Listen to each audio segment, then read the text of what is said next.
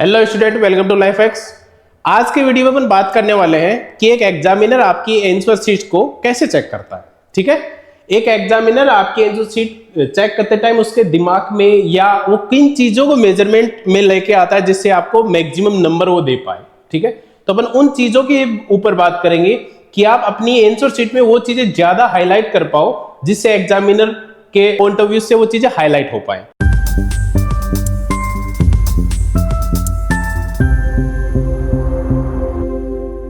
एक सबसे बड़ा कॉन्सेप्ट क्या रहता है बच्चों के अंदर कि scoring well is not just about writing और बट राइटिंग स्मार्ट। मतलब कई बच्चे क्या बोलते हैं कि बस आपको पेज भरना से नंबर नहीं मिलते। जितने ज्यादा पेज भरते हैं ना, कई बोलते हैं कि आप जितना लिखोगे उतना आपको नंबर मिलेगा। ऐसा नहीं होता। नंबर लाने के लिए आपको क्या करना पड़ता है बेटा? स्मार्ट राइटिंग करनी पड़ती है।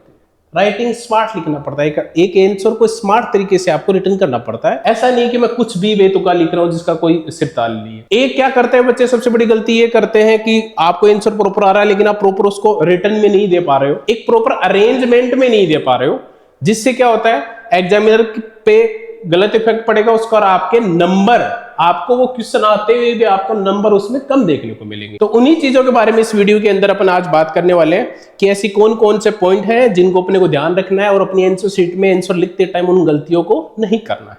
ठीक है, जैसे पहले अपन बात करते हैं the shocking truth about the board exam के बारे में। क्या होता है? द एग्जामिनर स्पेंड ओनली 2 से 3 minute on one answer sheet. एक बच्चे के आंसर शीट पे एक एग्जामिनर 2 से 3 मिनट देता है या मैक्सिमम 5 मिनट देता है। ठीक है, अब 5 मिनट के अंदर हर वर्ड काउंट करना ये चीज पॉसिबल नहीं है। तो डिपेंड क्या करेगा कि किसी बच्चे ने कितना स्मार्टली आंसर लिखा है। वो देखेगा किसी बच्चे ने पैराग्राफ बना के आंसर लिखे हैं, एक आंसर का तरीका होता है ना, उसके अकॉर्डिंग आंसर लिखे हैं कि नहीं लिखे हैं। ठीक है, तो एक एग्जामिनर ये चीजें फेस करता है। They do not read every word, answer are scan not deeply read. Only scan होते हैं। अब स्कैन होंगे तो आपने आंसर यदि प्रॉपर वे में लिखा हुआ है तो उसको दिखेगा और दिखेगा तो आपको नंबर मिलेंगे। वो हर वर्ड टू वर्ड वहां रीड नहीं करता, वो कुछ पॉइंट ढूंढता है उस आंसर के अंदर। जो पॉइंट आपने हाईलाइट कर रखे होंगे तो आपके अच्छे नंबर देखने को मिलेंगे। नेक्स्ट बात करते हैं अपन व्हाट एग्जामिनर नोटिस फर्स्ट। सबसे पहले क्या देखेगा? सबसे पहले देखता है बेटा आपकी हैंडराइटिंग कैसी है, नीट हैंडराइटिंग। ठीक है, कईयों की हैंडराइटिंग बहुत अच्छी होती है, उसका बेनिफिट भी मिलता है उनको। कईयों की हैंडराइटिंग एवरेज होती है, लेकिन आपकी हैंडराइटिंग यदि एवरेज है तो आप क्या करोगे बेटा? उसमें करेक्शन नहीं करोगे बिल्कुल भी। ठीक है ना, गलतियां नहीं कि आप एक पेज पे आंसर लिख रहे हो वहीं क्रॉस लगा रहे हो वहीं वापस आंसर डाल रहे हो। ऐसी चीजें करोगे तो आपके नंबर कटेंगे, डेफिनेटली याद रखना। तो क्लीन रिप्रेजेंटेशन होना चाहिए और minimum cutting and over writing मतलब एक के बाद एक उस पर ओवर राइटिंग नहीं कर रहे। आपने पहले कुछ लिखा फिर बाद में कुछ लिख रहे हो तो किसी को समझ में नहीं आ रहा है, तो वहां आपके नंबर कटने के चांसेस डेफिनेटली बढ़ जाते हैं। बेटा नेक्स्ट अपन बात करते हैं how examiner identified a good answer. अब सर बात तो हो गई कि गलतियां तो आपने बता दी कि ये कर लेंगे, लेकिन एग्जामिनर कैसे देखे कि ये एक अच्छा आंसर है? उसके लिए वो कुछ पॉइंट नोटिस करता है, जैसे अंडरलाइनिंग कीवर्ड करना। जैसे आपको कोई इंपॉर्टेंट चीज लग रही है उसको अंडरलाइन कर दो, प्लस जो आप हेडिंग लगा रहे हो किसी डेफिनेशन लिखने के लिए उसको अंडरलाइन कर दो। ठीक है, कुछ मेन चीज जो क्वेश्चन में पूछी गई है आप उसका आंसर लिख रहे हो, वो वर्ड आ रहा है उसको अंडरलाइन कर दो। जो इंपॉर्टेंट वर्ड है उनको अंडरलाइन करो।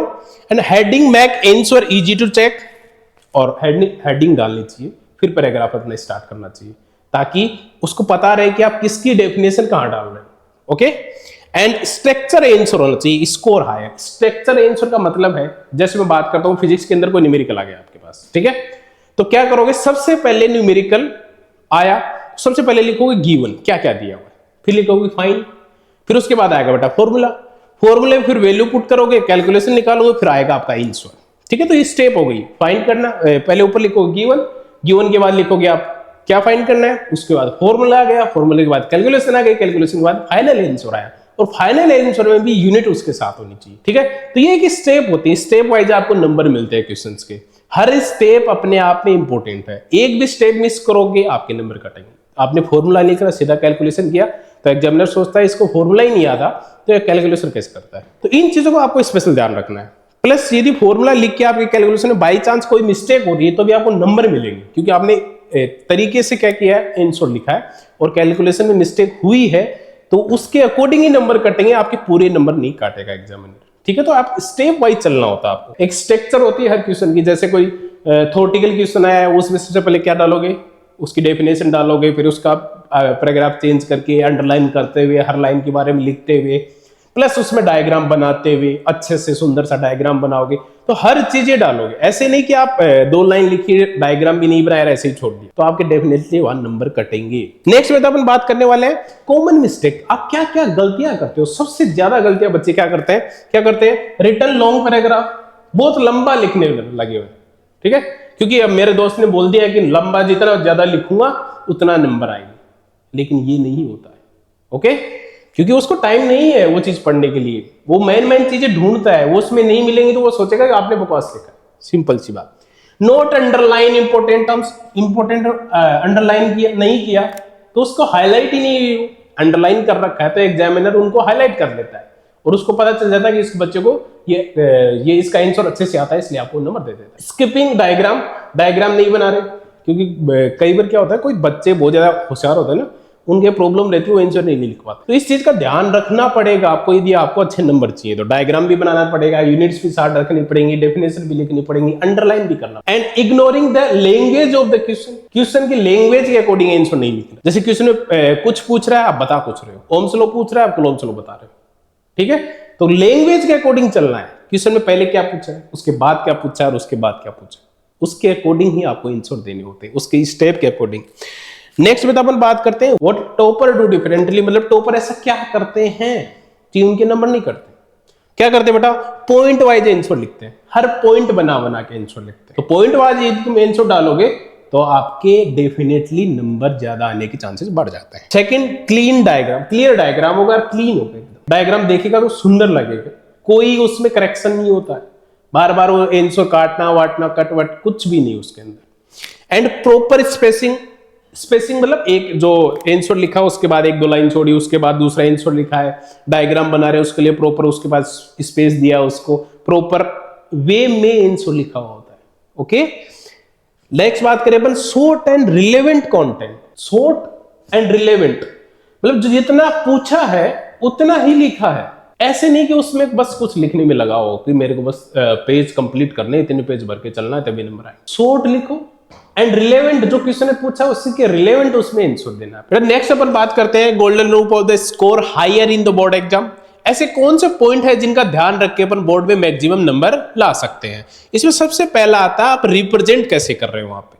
ठीक है, रिप्रेजेंट करने का मतलब क्वेश्चन को रिप्रेजेंट करने का तरीका है, उस तरीके के अकॉर्डिंग रिप्रेजेंट कर रहे हो। क्वेश्चन में कुछ पूछ रहा है बता कुछ रहे हो। ठीक है, चीजों को अंडरलाइन कर रहे हो कि नहीं कर रहे हो, पॉइंटों के अकॉर्डिंग आंसर दे रहे हो कि नहीं दे रहे हो, तो कुछ पॉइंट है जो आपको ध्यान रखने हैं। एक तो क्लियर रिस्पॉन्स होना चाहिए, सबसे पहले जो अपनी बात हो चुकी है कि अपने को ज्यादा करेक्शन क्वेश्चन में नहीं होनी चाहिए। अंडरलाइन द इंपॉर्टेंट कीवर्ड, जैसे कोई आपने डेफिनेशन लिखी उसको अंडरलाइन कर दिया, या जो आप डेफिनेशन लिख रहे हो उसके अंदर ऐसा कोई वर्ड आ रहा है जो आपको हाईलाइट करना है, तो हाईलाइट करना मतलब उसको अंडरलाइन करते हुए अपन जाएंगे। ठीक है, इसका स्पेशल ध्यान रखना। ड्रॉ डायग्राम व्हाटएवर पॉसिबल, जितना पॉसिबल हो उतना आपको डायग्राम बनाने, क्वेश्चन में आपको पूछे या नहीं पूछे, डायग्राम बनाओगे उसका बहुत ही पॉजिटिव इफेक्ट पड़ता है बेटा एक एग्जामिनर के लिए। तो जितने अच्छे डायग्राम और क्लीन डायग्राम बनाने, एकदम ऐसे नहीं कि आप कुछ भी बना रहे हो। ठीक है, तो क्लीन डायग्राम होना चाहिए, प्रॉपर स्पेस के साथ डायग्राम होना चाहिए।